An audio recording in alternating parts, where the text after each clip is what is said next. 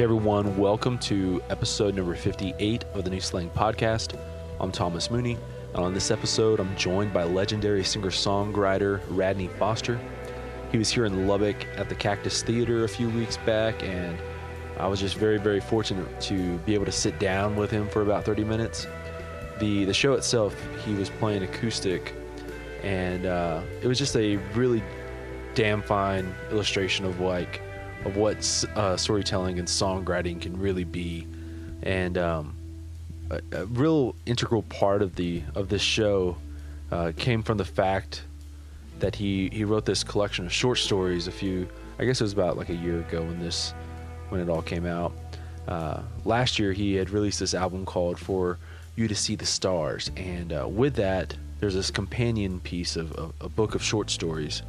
And so during the show, he read a few excerpts and read like one of the shortest story of the book, and it just really like helps like set the stage for the song that was going to be following it up. Just for that fact alone, it kind of like sets it apart from other kind of shows. And so as you'd expect, like most of this conversation kind of revolves around the pairing of those two artistic channels, and how they kind of just like intertwine and work together. Also, as like you'd expect, Radney is just a natural storyteller, even in just conversation. So like during this interview, he'd go into a few stories that I just found fascinating. And in addition to this latest episode with Radney, we have a few others lined up that I'm really excited about. If you missed the previous episode, it was with another singer-songwriter, Sean McConnell. So be sure to go back and listen to that one as well. It's also a shorter piece of, the interview was about 30 minutes as well. If you're interested in any of my long-form writing, just head over to Wide Open Country. There's a handful of new interview features and song premieres that I've been working on that came out this week. There's stuff with folks like Jason Eady, Israel Nash, and Carolina Story. Next week I have this like piece with Lori McKenna coming out, and I really don't get too nervous doing interviews anymore, but that was one that it was just a surreal kind of experience. So that'll be coming out next week, so be on the lookout for that. Again, if you haven't subscribed to the podcast just yet, do so wherever you're hearing it at. Be sure to give us a 5-star review and tell all your friends and family who like music and music conversation. If you're a consumer of any of the social media stuff, give us a follow and or a like on Twitter and Facebook and Instagram. That'll be @_New Slang on Twitter and on Instagram. And on Facebook, just search for New Slang. It'll be one of the first 2 or 3 results. If you'd like to advertise on the New Slang Podcast, shoot us an email at newslang.editors@gmail.com. And just one last note, if you folks have been asking about our theme music, it's an unreleased instrumental track called Black Horses. It was written by Lubbock guitarist Briston Phillips. He's a member of the band No Dry County. They just recently released an album called Panhandle Music. I'd highly encourage you guys to go find that record on iTunes or Spotify. It's what I've kind of described as this like big sprawling musical adventure. There's a lot of really great storytelling and just great sounds on that record. I think that's about it. Again, I'd like to thank Radney Foster for sitting down and doing this interview. I think it's very insightful, and it was just an incredible conversation, really enjoyable. So yeah, here is the conversation that I had with Radney Foster.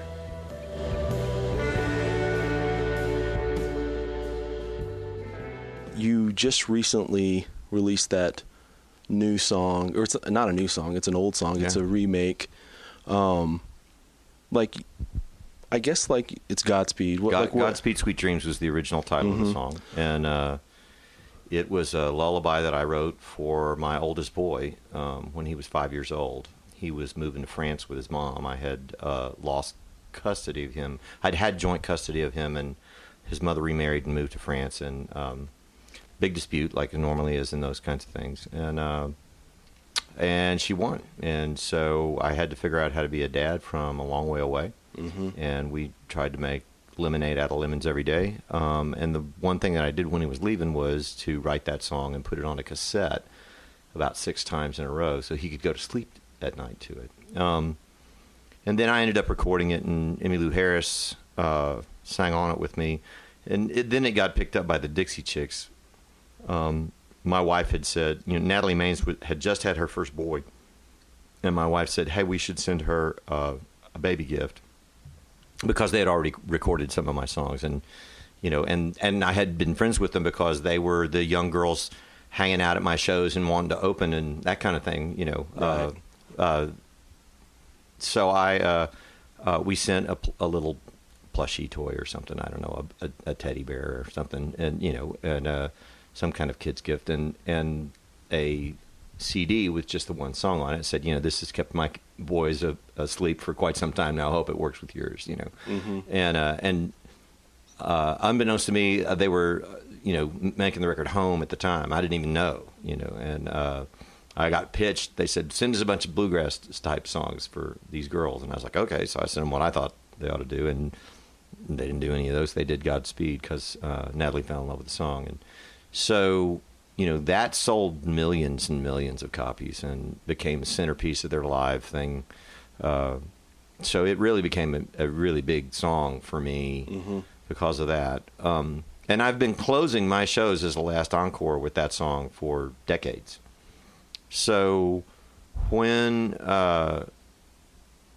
you couple that with the fact that I grew up on the Mexican border. My house was a mile and a half from Mexico. I could ride my bike to the bridge. Right. My mother would send me as a teenager across the river to go buy stuff at the market and bring it home. So I mean it's a community that's dear to me. It's I know it's very, very different. I know we do have an immigration problem, but having been a father separated from his child, I know and understand how tough that really is. And I just think it's incongruent with our values that we would be taking children from families solely because they have crossed the border. We don't do it because you get a speeding ticket. We don't even do it because you have a misdemeanor drug violation in this country. So I mean, it does not comport with our values. And so I was really grieving that a lot and sort of asking myself what to do. And I've always tried to, I've had some certain, social statements or political statements in the past, but really tried real hard to realize that people live on both sides of a fence and be fair. But this one stuck in my craw. And so I was talking with my wife, and she said, you should do it in Spanish. And what she knows that, the audience may not know is that I grew up in, 4 generations on the Mexican border. 80% of my friends' first language was Spanish. My father was a lawyer in Del Rio who had clients whose first language was Spanish, and he was adamant that we had to learn to speak Spanish as children. So we spoke both Spanish and English in our home as kids. Yeah. And we had a nanny who could speak English, but my father instructed her not to speak a word of it to us, And so, so I mean, I really did grow up, knowing both languages, and so I did my best at sort of doing you can't really transliterate, it just doesn't work. You really have to sort of rewrite your own song again, and make it a little. And then so in that process, I tried to think about what's the situation at hand and rewrote it from that perspective, and then called my friend, really my freshman in high school girlfriend, one of my oldest friends from growing up, Debbie Hernandez, who teaches both Spanish and English. I think she's got a master's in both. I mean, she's, crazy smart, and teaches at Del Rio High School to this day. So I called her up and I said, will you help me with this, and just so I can make sure I really get it right. And she did, and it was a joy. And I think we really captured the essence of what the meaning is in English, and also really the heartfeltness of people who are on a journey with a small child. Right. My grandmother lived in Del Rio for probably like 10 years back in the 90s, and I had some other family there. So like we were always going down there, and Sure. I don't know, like that's one of the first connections I felt with you growing up, like, around 6 or 7 years old, and seeing that first cover with Del Rio, Del Rio, Texas, and thinking like, sure. Oh, there's people who come from these cool places, There's actually someone from there. Yeah. Yeah, well, I mean, like, I'm from Fort Stockton, so Right, it's well, like there you go. Okay, middle, yeah, right. You're a and West so Texas like boy too, you right? kind of feel like, somebody, like, there's nobody who becomes really like funny, yeah. who becomes somebody, a star, Well, and the funny thing is that people outside of the state of Texas have no earthly idea where it is. I mean, just none whatsoever. Right. Oh, you're down there around the coast. No, it's about 400 miles from there. Oh, you're up there by El Paso. I said, no, it's about 400 miles from there. Yeah. It's a really long border. Can you just like split the difference? Yeah, it's really long river. Right. Yeah. Well, I mean, like, what impact did Del Rio growing up there? Obviously, learning both Spanish and English, but like, what impact did living down there have on your songwriting, and like what you decided to put in songs? Well, I think one was there was always a history of storytelling. Number two was that my father played and sang badly at times. Was not a great musician, but loved it. And on any given Saturday night, there's actually a song on the new record called Greatest Show on Earth that is about that. And there's a short story to go with it in the new book. And it has when you read it, you go, there's the connection. But yeah. Really, that was my biggest influence, was having that musical connection to family.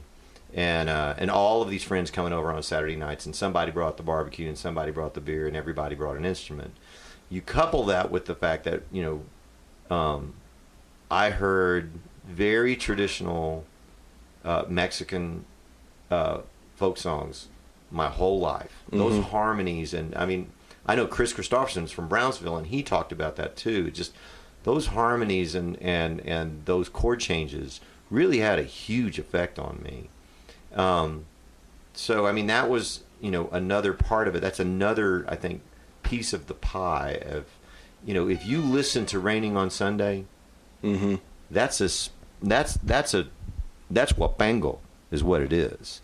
I mean, listen to the way that those traditional Mexican love songs are put together, and then listen to that song, and you'll go, oh yeah, exactly. Yeah, and see, on that first cover right there, you're kind of like in the mariachi kind of the suit with tinged. the lizard, the Native American lizard that from Southwest. Yeah. Mm-hmm.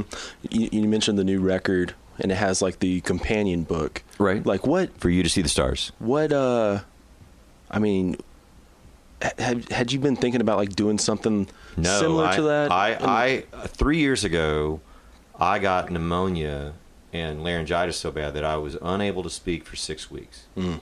And so and then I had to do about 6 more weeks worth of vocal training, literally physical therapy, because you can't just go from that to, I'm going to go sing for an hour and a half to 2 hours in front of a bunch of people in a band. You can't just do that. Right. And so I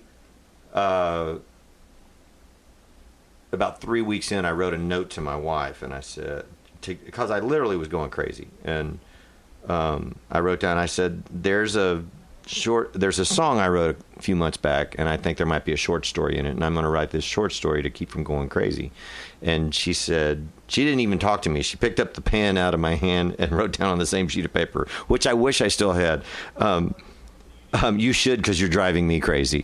and so I started in the first piece that I wrote was Sycamore Creek, which is the last short story in the book. And when I got through, I thought, well, this is just an exercise in, sort of exercising your brain and staying creative and, who knows if this is going to be anything. And I handed it to her, and she was a journalist for many, many years and a magazine editor, and she read it and said, congratulations, it's really great, and you should really think about continuing to write this way. So I started writing short stories, and I got about 5 in, and I kind of knew. The first 2 were inspired by songs, and then I wrote a third one, and I thought, well, hell, I'll just write hey, there might be an idea for your next record. Go see if you can't, marry the literary side. And then I found a great North Carolina publisher. Actually, she's an author named Sherry Smith. It's a long story, but I was able to send her some short stories. She fell in love with them, and really coached me through a rewrite of one, and kind of held my feet to the fire. Said, she actually. She had me read a couple of different things, and then read me something of hers that she knew how to tear apart. Wasn't really tooting her own horn, just you know how to tear your own stuff apart, right? Right. And so she read I read the 2, and I called her, and she read this one to me over the phone, and she said, "Okay, now, look up page 4, paragraph 2 in this particular short story." And I said, "Okay," and I did, and she said, "Radney, read that to me out loud." And I read it, and she said, "Now that's as fine a paragraph as ever I have read in anything." And I said, whoa, you can't say that, because I know who you read. And she said, "Yeah, but I'm going to stick to that statement." She said, "But here's the problem that comes with it. First, you have to tell me why it's buried on page 4, paragraph 3. That's like, because I'm stupid enough that I don't know I've buried the lead. It's supposed to be the first thing, right?" And then she said, "Yes." And she said, "And here's the second, and this is the hard part." And I said, "Okay." She said, "If you can write one that pretty, you got to write them all that pretty." So with that in mind, and the way I tore these other 2 short stories apart, go rewrite that thing and hand it back to me. So I spent about a week or 10 days on that short story, rewrote it, gave it back to her. And that was when she said, "Okay, here's what you don't know. Congratulations, you knocked it out of the park. But here's what you don't know is my publisher said if you ever find something else that you want to publish that's not your own, we'll fund your own imprint." And so I'm the first. And she said, "I'll make a bunch of calls to a bunch of other publishers for you who are, have." I said, "I don't want to work with anybody else, because that kind of coaching." Yeah. Was really important to me. And then also, she had skin in the game. Yeah. She's her name and her reputation in the literary world was on the line just as much as I am, and she was going to be small and independent the same way that we have a small and independent record company. So when I said, "Can we get 60 books and 60 CDs to these guys immediately?" Then you don't have a whole lot of chains and channels to have to go through, and it's worked out really well. Yeah, I think one of the things I've always liked about songwriters is the ones who they work the other side of the brain, or like a different channel of artistic creativity. Like Joey Lee's written a couple books, sure. And like Rodney Crowell's written a fantastic memoir. Yeah, if you don't have it, go get it. Chinaberry Sidewalk. Yeah, it's a really great book. And even like if you look at like Guy Clark, sure. He making guitars. Make guitars, yeah. He really is an art, he really right? was a great craftsman. He and he painted. He painted the cover of Willie Nelson's Stardust. Yeah. And so he really multi-talented, truly a Renaissance man. Mm-hmm. So with that in mind, like what did that do as far as like, helping your other creative juices? Did you find something that you didn't know that you had in you? Yeah, I think that one of the things that and it really goes back to that, time of having to be quiet and that self-reflection that was necessary because of it. And so I asked my wife for acting lessons for Christmas, and I ended up taking a bunch of acting lessons for about a year and a half, and I ended up with a small but great part in a film that just recently came out called Beauty Mark, and I was the lead in a brand new musical that was done at the Tony Award-winning Alliance Theater in Atlanta. And I wrote a book, and I'm currently writing a screenplay with my wife based on one of the short stories in the book. So my book sitting on somebody's desk in Hollywood made a guy call me and say, I want to have somebody maybe, rather than like just licensing a bunch of songs, write these songs from the ground up. And would you be interested? And I said, yeah. So we're dancing around that. I don't know if any of the things will come together, but yeah, it's just looking at different ways of storytelling and exercising my brain in that way. And I think that helped me, stay fresh and stay excited about writing songs. Right. Really. Well, I mean, this is one of the questions I was thinking of coming up here was, obviously you've been writing songs for a long time. You've been playing music for a long time. And in those early days, I'm assuming, like the ideas are just kind of coming out all the time just because, you've not written about everything. But like at some point, do you ever feel, is there ever like a feeling of I'm going to run out of ideas or like, no, have you ever I think felt one that? of the things you do is you there's really only a handful of ideas. If you read the Greeks, right, yeah. Theater, then you read Shakespeare, you go, okay, well, there's really only it's a binary kind of right. There is Fred Foster, who was Chris Christopherson's record producer and at times, and then also discovered him. One of the guys that discovered him and his first publisher told him, he said, "There's only two kinds of songs," and Chris went, "What are they?" He goes, "There's boy meets girl, and all the variations that go with that. Boy breaks up with girl, boy gets girl back, girl hates guy after they're married. I mean, it's like all of the, whatever it is, they break up finally, somebody dies, there's all of those variations on personal relationships." He said, "And then there's God." And he said, "You need a gospel song." And Chris went off and wrote "Why Me, Lord." So, it's like, oh, well, that's how you do that. But yeah, I think the unique the thing about songs is you get the opportunity to tell that same story uniquely, and that's true of a novel or a short story or a movie. If you start studying them, they all have interesting twists and turns, but really they're hearkening back to an archetype, and yes, the hero wins the day has been written as a movie a gazillion times. It just hasn't been written by me the way I would write it, and if you do it uniquely enough, somebody will go, "Oh wow, that's clever. I didn't think of that." So right. I mean, you're and you're. It's like, are you writing a tragedy or are you writing a comedy? And same is true of songwriting. It's like, does the guy get the girl in the end? Does I was talking with John Randall, who he and oh gosh, why am I drawing a blank on his name? Bill Anderson. He and Bill Anderson wrote Whiskey Lullaby, and John said he asked Bill the classic question, which is, do we kill her? And it's like, it's a bluegrass song, for God's sakes. Do we kill her? He said, and Bill said, hell, let's kill them both. and they did. And it's amazing. It's a great song. Yeah.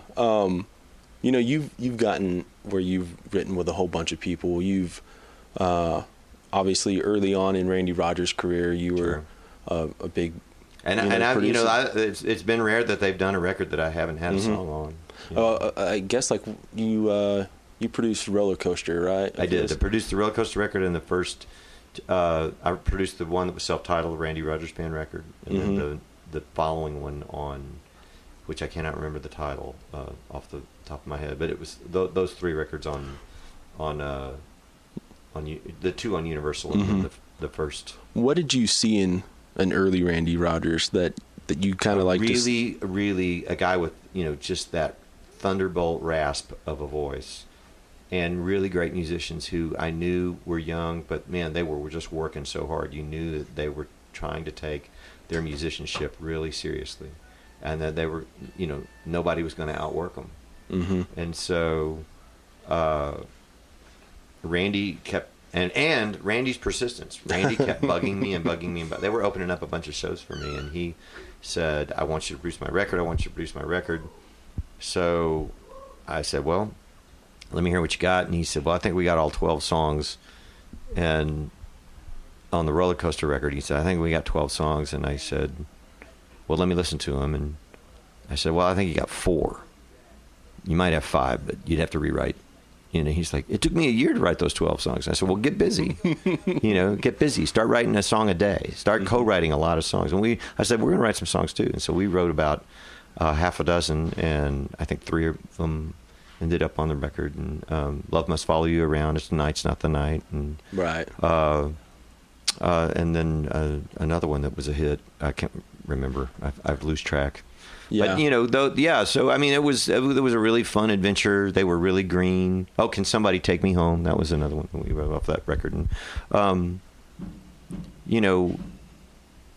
they were really green, but they really, you knew that they were gonna do well in life. You knew that like I said, they were gonna make it work. Right.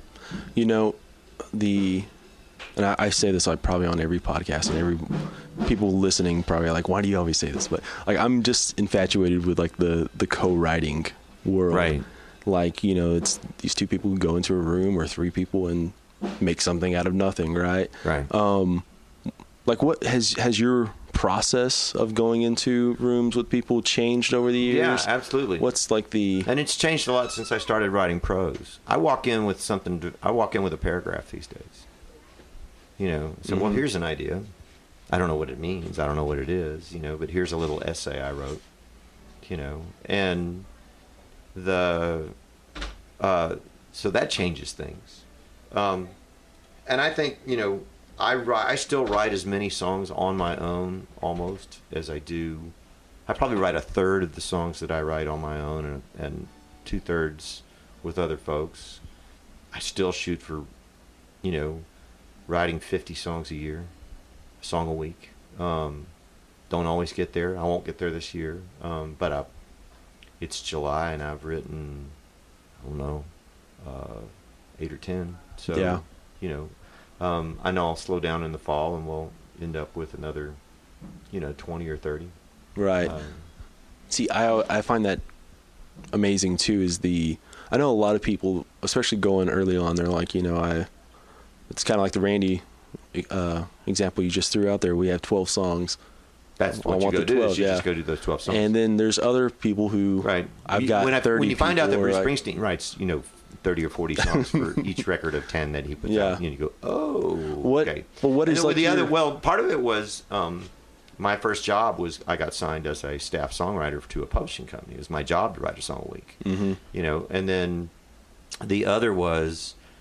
Very early in my career, when I was driving a van for a movie company in Nashville, and it was a temporary job, 6 weeks long, and Willie had a cameo in the movie, and so all I knew was I just wear good clothes tomorrow because you're picking up talent instead of a bunch of key grips and a bunch of gear.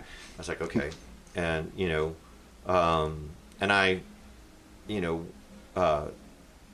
had the sign for the film company, and they said, go to this hotel and pick these 2 guys up, and I did, and it was Willie Nelson, and they told me if I talked to the talent that they would fire me. And I was like, the gig's over in 2 weeks. I'm going to talk to Willie. I don't really care if they fire me, and so I, very polite, I just said, I'm a huge fan. We have a mutual friend in Austin, and I kind of left it at that, and then as he was getting out, the rest of they were on their own, and I didn't bug them.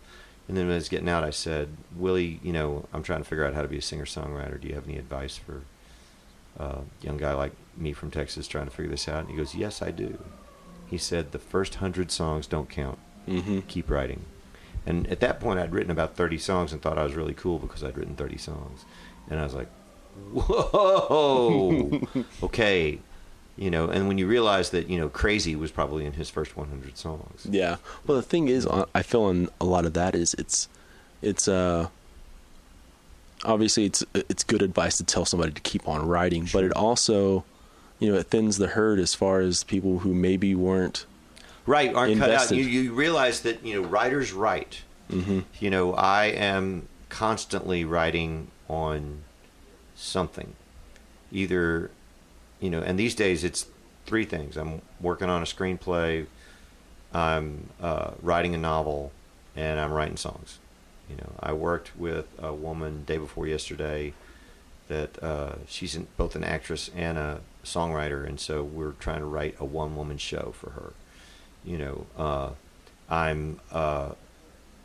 wrote a song with Eddie that my guitar player, he's making a record, and he's, you know, he and I wrote one together that is one of the songs on his record. I'm going to try to sit down and write with the guys from Midland who I met, and you know, had said yes, absolutely, we would love to write songs with you. And so, you know, I'm always writing to something. I've written 2 songs that I think might go on my next album, and you know, I am up before everybody else is with a cup of coffee and a you know, Mac computer banging on a Word doc for a novel. So Is there like I don't necessarily want to say like a prime hour for you to work in? Like it depends on what I'm doing. Mm-hmm.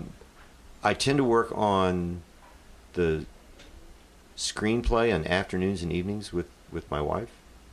I tend to work on prose, like the novel, early in the morning before anybody else is up, when the house is still quiet, for a couple hours. Mm-hmm. And then songwriting is generally either kind of 10 to 2, you know, is pretty typical, or I get awakened at, you know, 2:30 in the morning, and I have to get out of bed and honor it and go down to the basement and just write a song. Mm-hmm. Going back to the whole, you know, how many songs do you feel that you need before you start making a record? Mm-hmm. Like what happens to the songs that don't make the cut? Do they sometimes end up on subsequent records? Sometimes they get cut by other people. Sometimes they're just sitting in a catalog. They get pitched by my publishers, but you know, if somebody doesn't cut them, nothing happens to them. Yeah. I went through with them, you know, recently did a sort of this, because I have so many years of being with so many different publishers, we did this sort of like, let's gather everything together in one place. And Mm-hmm. I realized I'd written close to 1,000 songs. Yeah. And, you know, so I was like, how is that possible? Yeah. That's a, you know, just a mind-blowing number, because it's like you've forgotten 50 songs a year. 50 songs a year for 20 years will get you there. Mm-hmm. Obviously, like I said earlier, you know, you've been playing around for a long time. How do songs change? How do you feel? Do you feel differently about songs that you've written early on in your career as you've grown older, or do they kind of just always feel like transport you back into that moment? I think they transport you back. Some of them, the good ones do. Some of them you go, oh God, how did I ever write that? You know, what was I thinking? You know, and then, but the really good ones, you know, you realize you had to be that age to write them. You know, I had to be in my 20s to write Texas in 1880. I couldn't have written that in my 50s. You know, that's a young man full of piss and vinegar kind of song. Mm-hmm. You know, I mean, it is about, you know, beating the odds, and about, you know, putting everything that you possibly can into something, regardless of the consequences and the risk. You know, that's what young men do.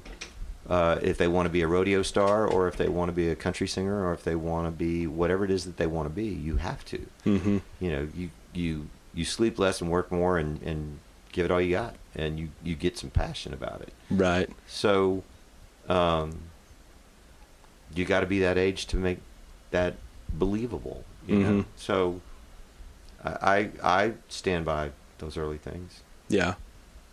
Well, I mean, they've been around for a while, so I mean, like I said, like you know, like my first earliest memory of hearing you was that first Del Rio, Nobody Wins, kind of. Cool. Thanks very much. Man. But yeah, it's been enjoyable talking with you here. Pleasure's all mine, man. Yeah. Let me know when this thing airs so I can put on a pair of headphones when I'm walking in my neighborhood. Yeah, for sure. Thank you so much. You bet. Take care.